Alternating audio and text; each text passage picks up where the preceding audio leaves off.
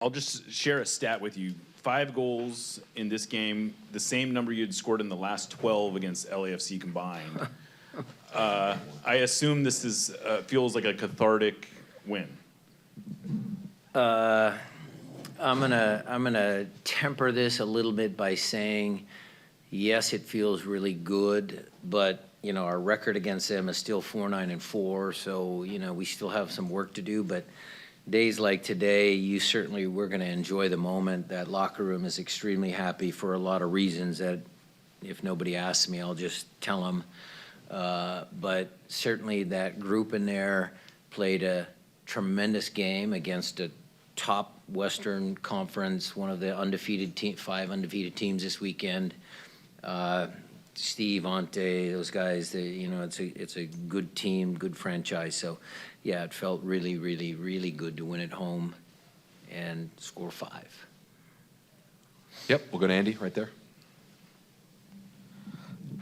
First off, just Jordan Morris obviously becomes the club's all-time scoring leader. Known this was coming for a while, but considering your relationship with Jordan, what was it like to see him finally hit that milestone? I'm going to tell you a story, not just talk at you. I'm going to tell you a story. So Gene Ramirez, our security guy, told me this today. So we all have credentials to get into the stadium, and half the guys don't care. They just think that everybody knows who they are. You know, their announcement, you guys see the Instagram post when we walk into the stadium. But Jordan left the house today, and he didn't have his credential with him. And he was concerned, so he called Gene to say, hey, Gene, I don't have my credential. Can you meet me up at the gate to make sure I can get in? So there is a humble, humble human being.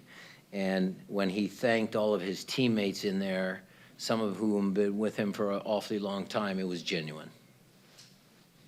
Definitely, and then kind of on the opposite end of the spectrum, Kalani makes a big impact today on the short-term loan and everything. What have you just liked from him these last couple of weeks, and what do you see his future looking like? Well, we've liked him since last year. He's put his time in Defiance. I think the pathway that we have at our club is a good one. It's excellent, you know, but he's earned the right. Craig and I are going to have a long, hard conversation on my drive home today, because the kid deserves to be signed to a contract. He's not just, and look, it's not just because of the goal. That was icing on the cake. The kid has potential. He's got talent. He's going to be an excellent MLS player. Yeah, we'll go right here. Hey, Brian, congratulations on the win. Paul Rothrock, did this feel kind of like a little bit of a comeback game for him off of his injury and, you know, kind of moving forward? You can add that to your podcast. I'm sure you'll talk about it. Thanks for listening. Paul has been challenged in many ways, you know, his whole storyline. He did it again in this game because he persevered. He kept going. Look, he made some mistakes. Last couple of outings, he wasn't great. He understood that. But what does he do? Does he put his head down? Does he quit? Does he, you know, fade away? No, he just keeps going, and he keeps trying, and he does better, and he learns. So it's credit to the kid. You know, it's a great goal. And even a better soccer performance. You know, maybe the first 45 I'm gonna talk to him about, but certainly in the second half he came alive. Jose?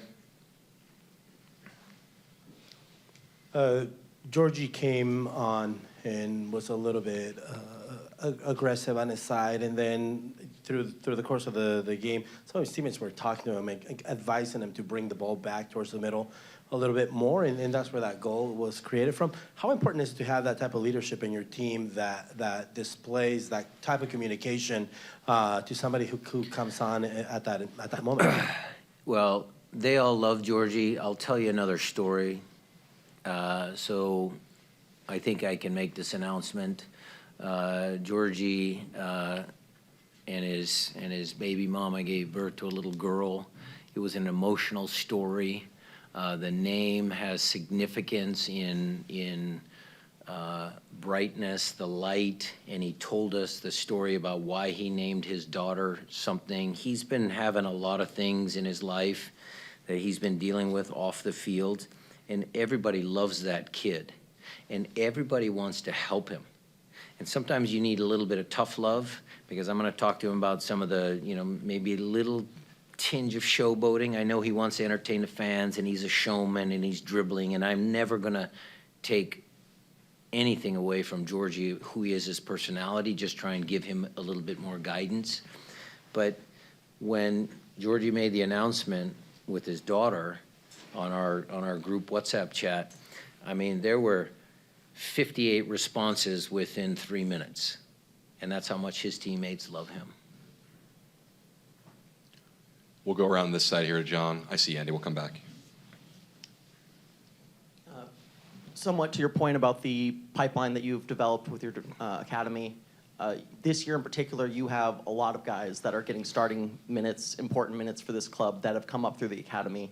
How important has that been to start getting some real, not just great talent, but guys contributing week in, week out? And how do you see the academy continuing to grow the club? Well, I'm gonna give a stock answer because this has been going on for quite some time. I mean, you can go back and say Jordan Morris, our first homegrown. I consider Christian a homegrown. Alex is a homegrown because they went to college here. Then you go to the youth side of things, and we've had good youth players coming through, and we have more youth players coming through. We actually made a sale on a great youth player in Josh. I mean, that's just part of this business. So our youth and pipeline and academy and the stuff that Craig and Henry and everybody, H, all those guys, Mikey Morris, Wade Weber, all those guys have done, you're seeing the fruits of that labor. And it's just, again, part of a well-run organization. All right, we'll come down to the front row. Diego, ¿tenés una pregunta?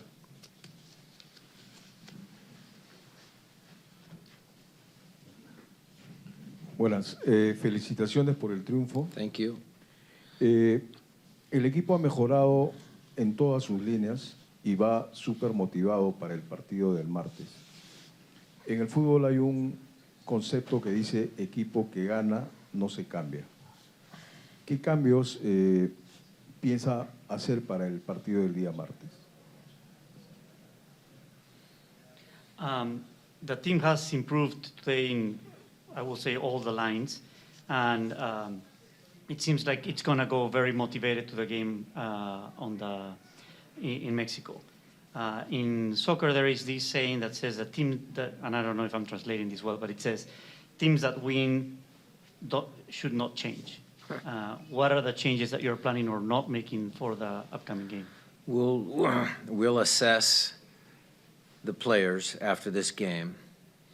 The one down note, and to answer your question, we can't play the same group all the time when you have 3 games in 7 days or 4 games in 11 days. And we had a rotation, and we used the data to see how much players have exerted themselves, the mileage they covered, the sprint distance, and we had a good plan. And so we'll address Pedro's unfortunate tightness, injury. We'll work on that.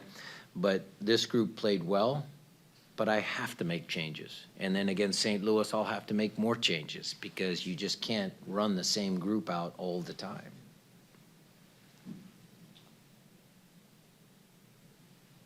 Sorry. It's okay. I keep, yeah. Vamos a ver a los jugadores en general.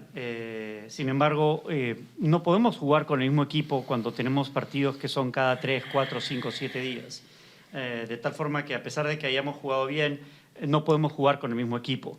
Vamos a evaluar. Tenemos una cantidad de data que nos va a permitir evaluar. Podemos ver cuántos minutos corridos tiene cada jugador, podemos ver cuánto esfuerzo ha puesto cada jugador en la cancha y en función de eso podemos evaluar quiénes pueden jugar o quiénes no. Luego hay otras condiciones como esta lesión o molestia que tiene Pedro y ver si eso va a afectar también al 11 que vamos a poner. Por lo tanto, tengo que evaluar y según eso vamos a tener que hacer cambios para poder tener el mejor equipo posible en ese partido. Gracias. All right, we'll come over to Nico here.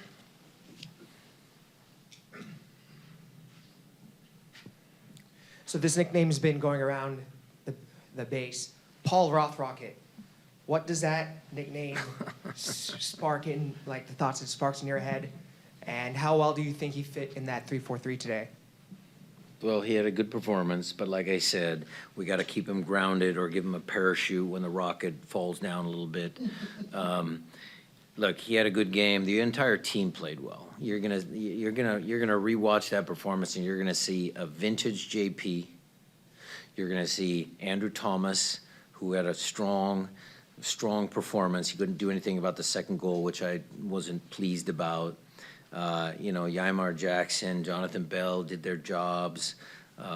Everybody was very good today. I think some of the soccer you saw today was excellent. Some of the closing out of that game at 2-1, what happened against Charlotte, how did we close this game out?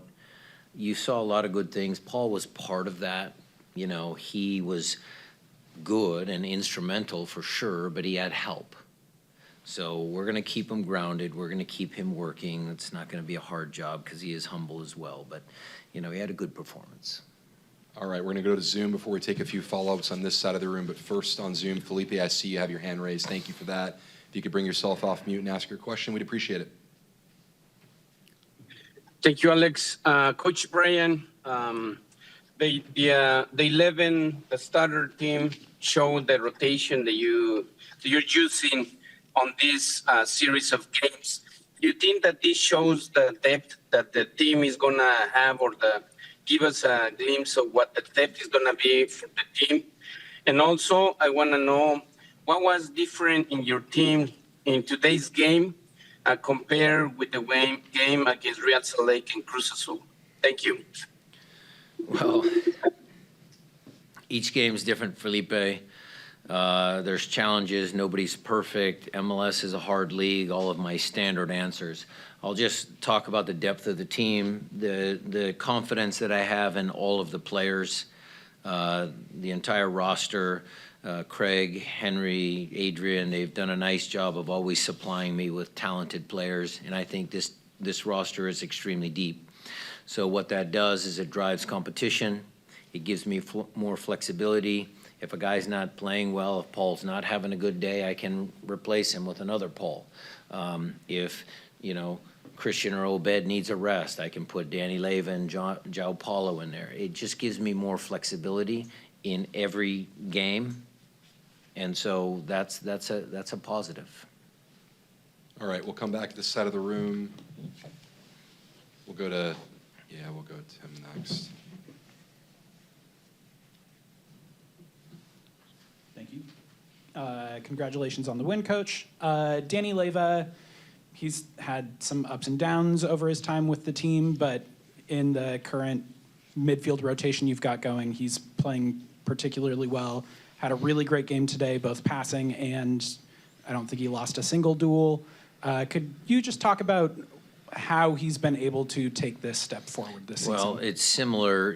Paul Rothrock's getting a lot of juice, maybe because his playing time last year, based on positional needs, he got more of an opportunity than Danny has.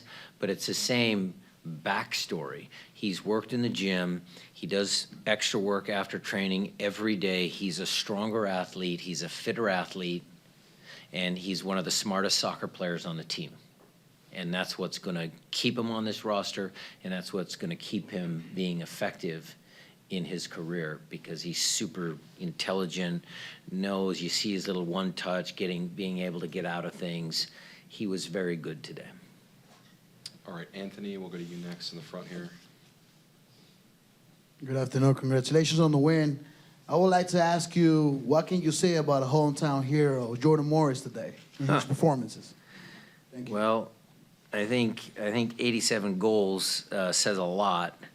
I think the goal last year in the semifinal, the quarterfinal against LAFC says a lot. He hadn't scored in a couple of games, and I know that was wearing on him a little bit. So for him to have a good performance tonight and score, those strikers need confidence. But again, he's such a humble guy. He's such a strong character. Strong physically too. I mean, he works, he runs, he's got a lot of attributes. So I'm extremely proud of him and very happy for him. All right, we'll take a few follow-ups. Andy, I see you. Then Jose, and then Jeremiah. Brian, you mentioned Pedro dealing with some tightness. Just wanted to know if you had any updates on him and We'll what kind assess of. him, and I'll tell you guys what we find either tomorrow or probably when we're back from Mexico. Thank you. Ryan, during the media availability the other day, we spoke with JP and asked him about his mindset in this shift to going to a role of somebody who's coming off the bench. And his answer was, as a pro, I've always been able to get the support from my teammates, the older teammates, when I had to sit the bench. And when I was a starter, I learned to then do that. How important is it to have someone like him and his attitude on your squad as you create this rotation that you're playing with? He's been great. I'll tell you another story. So after the game, sometimes you guys are rushing down here to come get ready, do your jobs and all that. I understand that. But after the game, players that haven't played have to do extra work out on the field to keep up their fitness. Well, he's been the leader and has actually asked for more fitness from Adam. And we've actually started doing some little training drills, exercises with the ball after games to get them some touches so that they can then be on the same pattern as the guys that actually played 90 minutes. And that's part of, you know, you have to give credit to JP because he's the one that's leading by example and wanting to do more. And that's a great example of a guy who, you know, is very valuable to this club. Jeremiah? Yeah, I don't know if this is ending on a down note or a high note, I don't know. But the first half finishes 1-1. How would you assess the play, and what differences were you looking to make in the second half? Running in behind. The first half was great. I thought the guy, look, I had to take Danny Masowski off because we lost a sub with Pedro. Masowski played good, but we just needed a little bit more movement in behind. And what I mean by that is it's not just Masowski and it's not just Jordan Morris, but it's like Paul Rothrock. Where does he move? When does he move? What part of the field does he move diagonal towards the goal or in straight lines? What are the guys in the pockets? How do they run behind? Jordan and Danny Masowski running in the channels. We just addressed a lot of the things that we worked on in preseason, just to remind them, because a lot of coaching is just reminders. And they took the information, they listened, and they applied it, and they were successful. All right, we'll take one more here on this side.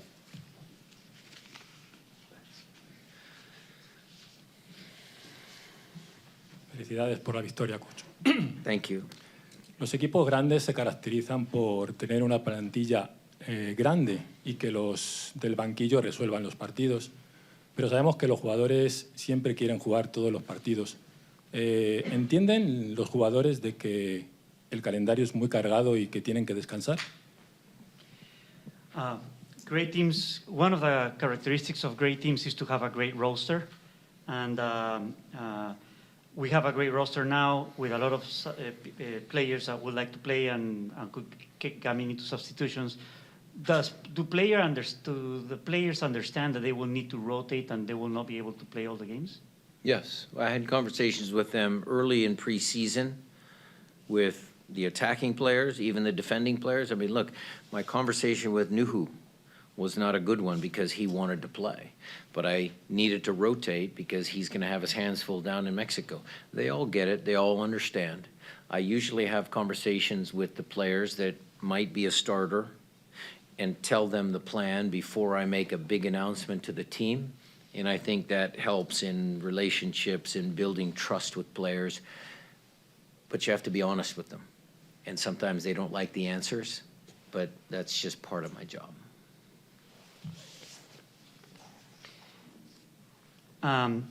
Sí, he conversado con todos los jugadores, principalmente durante la pretemporada he hablado con todos ellos y les presento la situación de que van a haber muchos partidos y tienen que haber cambios. Como un ejemplo, por ejemplo, hablé con Nujo hoy de que no iba a empezar y a pesar de que fue una conversación en la cual él no estaba muy contento con el resultado, igual era una conversación que había que tomar porque le expliqué que iba a contar con él para los partidos que vienen pronto y que había que hacer esos cambios. converso con todos los jugadores y eso es algo que lo tenemos que hacer y es parte de mi trabajo.